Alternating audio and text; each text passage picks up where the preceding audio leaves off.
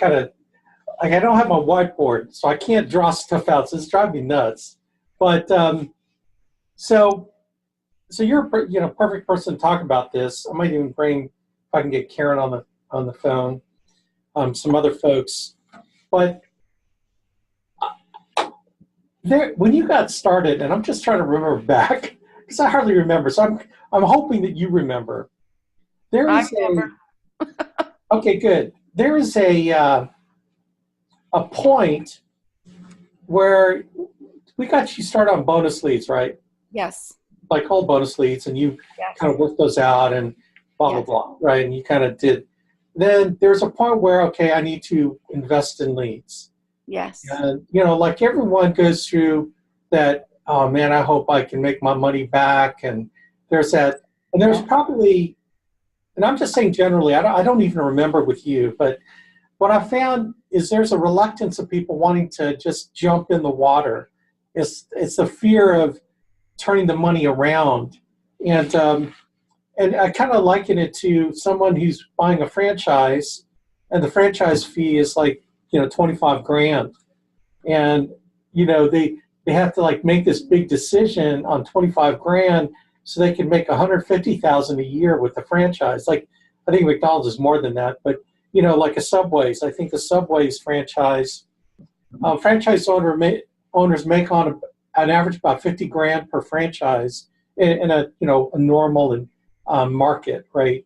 The higher markets are going to be more, but the average income is about $50,000-$60,000 a year from a Subway's franchise. That's terrible. Well, you know what kind of hours those people work? I know, and they're actually doing, like, when those people don't show up to make the sandwiches, they got to show up. So, but that's what it is. I mean, reality is that's what it is. Now, they had to pay money to get involved in it as any investment, but it seems like what I've noticed, it seems like people have this like gap of should I or shouldn't I? There's this fear. How did you overcome that before you start saying, screw it, I'm putting money into this thing and I'm going to start doing it? Well, okay, so when I first started selling, I really needed a reality check. I was out in the field for maybe, 6-8 weeks, and I really didn't sell anything. And I was very discouraged, and I was very frustrated, and I was starting to hate the clients. I went out with Jan Miller. I started in like August, and it was into like October already. And I went out with Jan Miller, and I went in this lady's house, and she sold a Smart UL for $250 a month. And I was counting the money, and I was like, this woman just sold, she made like $1,200 in 45 minutes, basically. Right. And after that, I saw what she did. And then it's when my mom died. My mom died. I got the news from my mom dying in that call while I was there. And I actually left during that. Wow. So then I took like 2 weeks off after that. Yeah. When I got back in the field, it was right after Thanksgiving. And I sold 4 in a row. And I think I was still on the bonus leads. And after I sold that, it was like, it was as if I went to Atlantic City and I won. Because I just said, I have to now get more leads. I have to sell more. I was like, and you were telling me like, calm down. This isn't going to always happen. Yeah, I know. So, I started buying leads, and then I was still doing it part-time, and there were certain milestones where I just said I have to buy more to get more. So I invested more. And then like right after the summer was terrible. I wasn't getting the leads I was looking for. And once I started to see that the leads were now coming in, I went kind of crazy and I bought a lot. So I think it comes in stages. You have to get, I forget what you call it. It's like a reality check. It's proof of yeah. Whatever, proof of life, like life. That is a good way to put it. But you know what I found is that there's always there are different gaps, and I would just wish I could draw this out. But let me just try to explain. In my 20 years of doing this, I've seen mental mental mental investments in when people go from starting out to then proving that they can do it to then stepping over another threshold of I'm going to make some money. And there seems to be two bridges. The first one is getting out of the bonus lead thing. If we have bonus leads, not every area we can get you bonus leads, but transition from bonus leads to making your own initial investment. And a lot of people get into the kind of tiptoe through the tulips. It's like, okay, I'll do $15 a week in leads. Is that you, Shelley? Oh, okay. Yeah. Okay, that's all right. So telemarketers. Okay, yeah, those darn telemarketers. Anyway, said, $10, $15 a week in leads. And I'm like, okay, man, that's cool. We can do that. That's like maybe one A1 lead or maybe two A3 leads. I mean, you're not going to create any momentum. There's not going to be, it's so hard. Now, I'm not saying that you need to put down $500 a week, but there's a point where you're going to have to and then there's this mentality also is like the fear of, so there's that one-time order mentality, okay, I'm just going to order this many and then let's see what happens. It's like, dude, man, seriously, they call it law of large numbers for a reason, okay, and I will guarantee you, and Andrew or anyone on the call that's been a producer for any period of time knows that this investment this week may not return as much as you wanted, but then the one next week, it's overwhelming what it will return. So it's law of large numbers. One particular batch that you happen to get may not yield much, then another batch yields a whole bunch in the exact same county, and they could be the exact same type of leads. So it's the law of large numbers for a reason, because it takes large numbers to make some kind of assessment on whether or not the business is working for you. You have to go on a number of appointments. So the fear is what holds people back a lot of times, I believe, in that first leap, okay? Once you get over that leap and maybe you're investing $200, $250 a week, maybe you're turning in $1,000 to $2,000 a week of production. So you're kind of getting it a little bit. You're starting to get a regular, but there seems to be a plateau mentally of moving beyond, $200, $250 a week to $500 a week, right? And your skill set over time is starting to get predictable.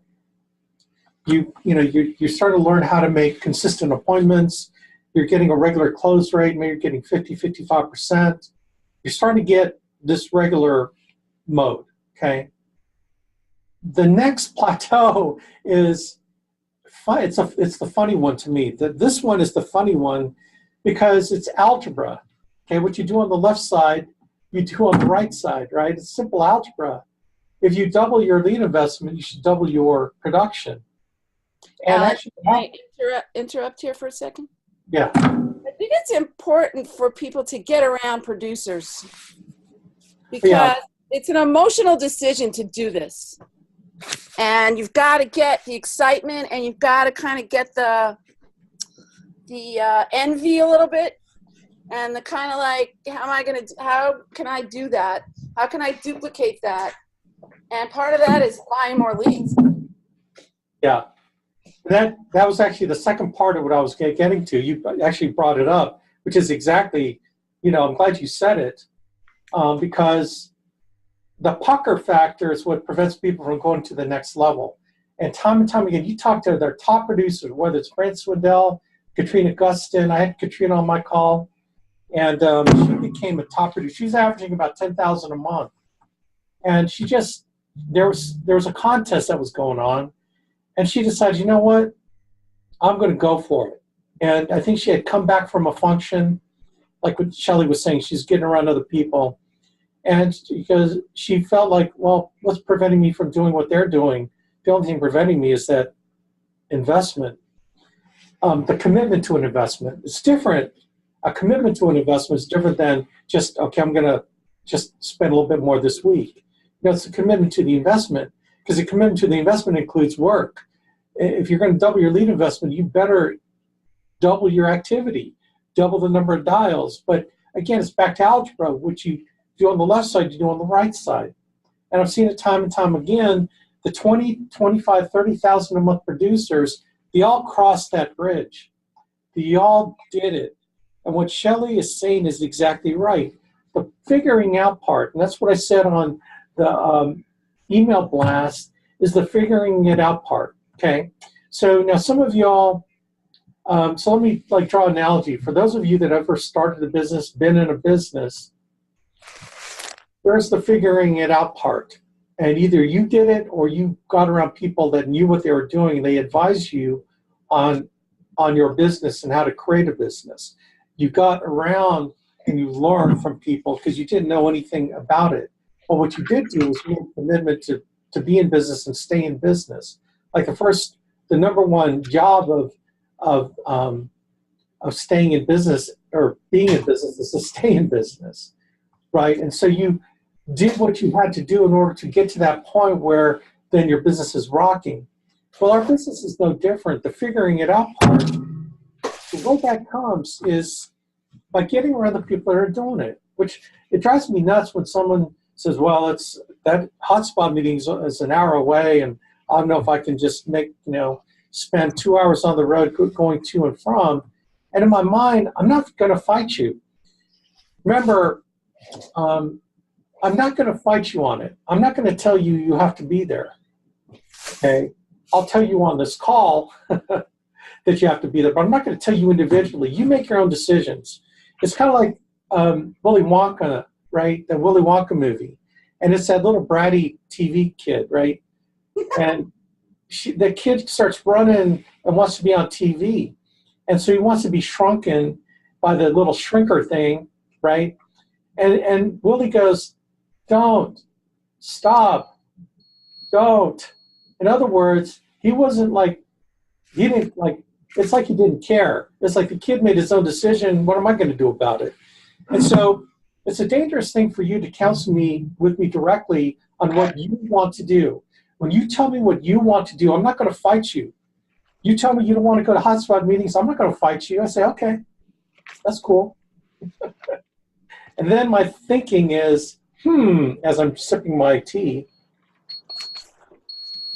man, they just reduced their chances of making it by X%.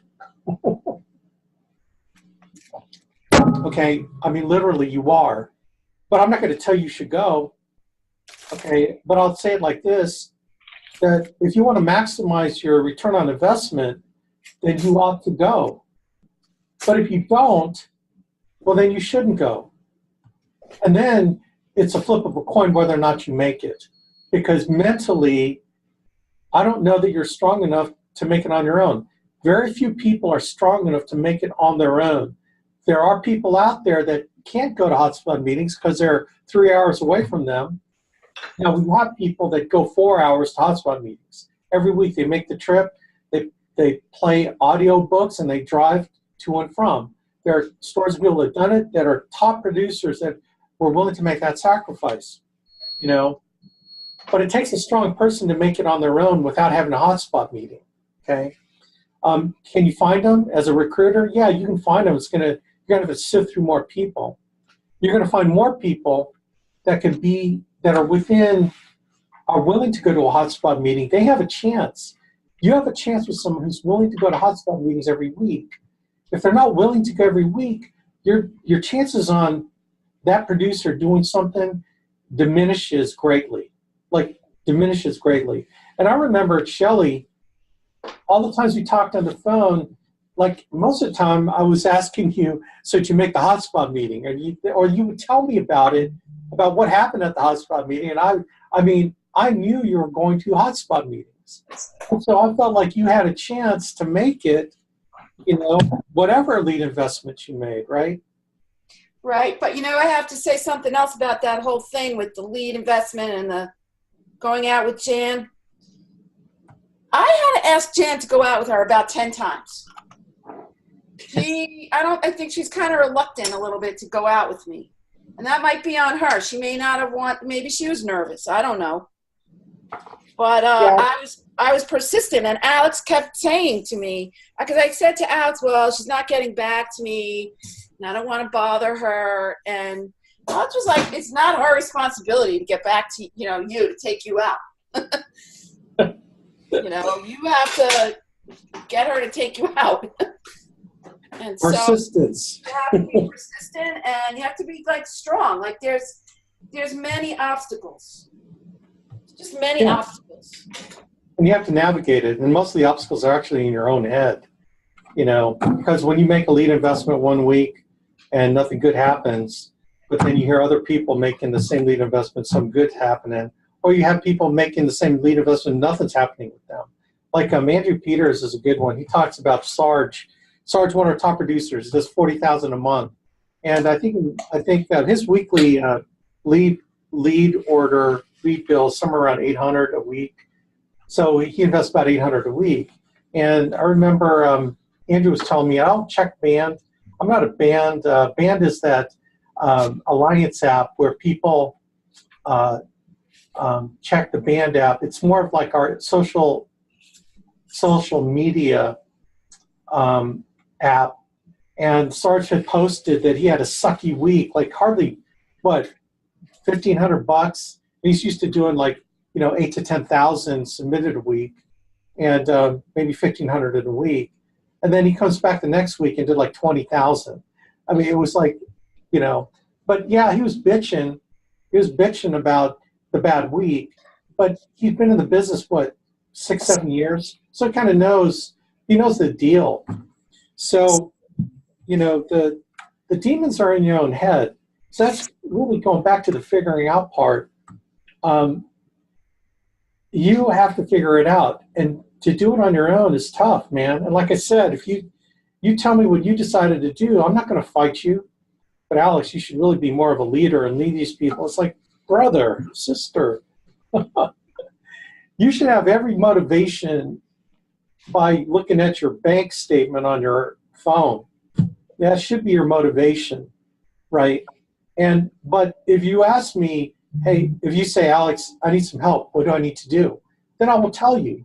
But if you've already made the decision, I can't really go to those meetings. Oh, okay, bummer. I'm not going to urge you. I'm not going to fight you. I'm not going to, I'm not going to be your boss. I'm not going to be your mama. I have people tell me all the time, it's like, well, gosh, man, you should do more. It's like, no, I shouldn't do more. I could encourage you that you should stay in because other people are doing it. But you've got your own big boy and big girl panties. You should be able to do what we recommend. Now, I could recommend until I'm blue in the face, and I usually do it on these conference calls. I spread the peanut butter over y'all, okay? And I hope you hear the message. Bless you. Thank you. I hope you hear the message. But if you don't, then what can I do, man? I'm encouraging you to go to hotspot meetings because you get around the people that are doing it. You can talk to people about, man, I made this investment, I get nothing from it. They say, oh, yeah, that's happened to me. But the next week, you should see what happens. I mean, you got to get around the folks to give you encouragement and believe that our systems work, that our system works, right? So you always have to, it comes down to a decision of, do you believe what you see around you of people that are making the business happen? All these people went to Paris. Do you think they did it? Do you think NAA paid them to go just so they can fake you out that the leaderboard is real? Well, they got the good leads. Gang, this is not Glengarry Glen Ross. It's the man or the woman in the mirror. You got to look at yourself. Well, I tried to call them, but I didn't get a hold of anybody. Okay, so my next statement is, did you go to a hotspot meeting and find out when people are doing dial teams? Well, they don't do dial teams. okay, did you find out when a producer, a top producer is going to make dials? Do you ask them, hey, I'll bring the donuts. Can I come by? You dial at 7:30 in the morning. Can I come by your house and just listen to you? I'll bring the donuts and coffee. Like, bribe them. People love to be bribed, right? Most producers don't give a squat whether you listen to them or not, okay? But you have to be active in going after that opportunity. People that make it are like Shelley, who gets around the people, who goes to the hotspot meetings. And Shelley, I don't know that you would have made it, right, if you didn't have the hotspot meetings to go to. No, I probably wouldn't have. Now, when I mentioned, I mean, he's gone now, but Bill Cook really was an influence. I mean, he really was a good influence, and he was like proof of the pudding, really. So. Yeah, absolutely. And I think when I met you out there, when I was in New Jersey at that meeting, was that, how many hotspots, was that early in your going to hotspots? I'd probably been going to the hotspots about 2 months at that point. That was in September, I believe. Okay. And I'd been going probably since, my first hotspot was right after you guys got home from the trip, from the cruise. Oh, that was yeah. like June, early June. Yeah, right. Okay. So we got a chance to actually meet each other, which is kind of cool. I think that also helps. But now, okay, so those are, so I really kind of address it to the people that have the ability to go to a hotspot meeting, whether it's an hour, 2 hours from you. I just encourage you. I think that you'll get so much from it if you get around the people that are really doing it, not the people that are talking that haven't done anything. You'll get to have people talk about what they ought to be doing, but not what they're doing. Like, you know, I don't know that I'd listen to them. I'd listen to people that are out in the field doing something, and anything you can to get around them is so valuable an opportunity. You know, so you have the opportunity if you are, you know, within driving distance to a hotspot meeting. It's kind of like reading. It's all, you need the local support. You need to have some friends in the area that you can text and ask a question. Or, you know, just like I split when we went to that conference and I split a book order with them, or, you know, yes. Go for training in somebody's office, or go out with somebody, or you need that local support. Yeah, it's a team game. You know, even though it's individual when you're out in the field, man, we are a team, and you need to plug into the team. You know, Alex has been around 24/7. I mean, he's mostly around all the time, but there are times when he's not there, and I need other people to depend on. Absolutely. I have a question when I'm in the field. I still have questions sometimes. Yeah, absolutely. Trust me, I don't care where you're getting the good advice, as long as you're getting good advice from people that are plugged in and doing it. I don't have that ego where everything has to flow through me. Please, God, don't let it just be me, man. In the Alliance, this is true that it takes a village. You know, here it takes a village to raise up an agent. It's true in this context for sure. So I'm urging you. Now, for those of you that don't have an opportunity to plug into hotspots, okay, well then, you know what? You have to be that special person that can make it on your own, right? You have a lot more, you have a lot more ahead of you mentally, and you got to be mentally stronger. And so you need to watch all our conference calls that we do. If you aren't able to attend, you need to watch it back on the webinars that I send out the video links to. The TWC every Wednesday at 12:30 Eastern. If you can't attend live, you need to watch the playback link that the Alliance sends you to watch it back. You need to spend that time to do that. Anything that you're doing to associate and get around the people, even if it's on a video, is so important for you to maintain the mental strength to get through that belief and self-doubt that creeps in, you know, as you're getting started. Just, you really do. You need to, or you need, or you need to talk to me all the time so I keep your mind right about stuff that's going on with you. Okay. I also recommend that people that live far, like I recruit in Los Angeles, and it's some of those hotspots are far, really far away from people, especially with traffic. I say to them, if you can't go, if it's like a 4-hour drive, go once a month and stay in a cheap hotel. Yeah. Right. Stay on the road, don't stay in LA, stay on the road somewhere. Yeah. $50 a night hotel. Yeah, absolutely. I'm totally with you on that. And, so it's really, how bad do you want it? How bad do you want what it is you're telling me you want? Oh yeah, start your own hotspot. Yeah, that's actually a viable opportunity. Again, you kind of have to be stronger. If you can get around people, find the people in your area. Yeah, that's really good stuff, Charlene. Then you can get around the other people that are trying to make it. Sometimes there's strength in numbers. If you can get around other people that are like you, trying to make it, and you can feed off each other in a positive way. When it starts going, starts getting negative, you got to get away from that. You got to keep it always in the positive light, right?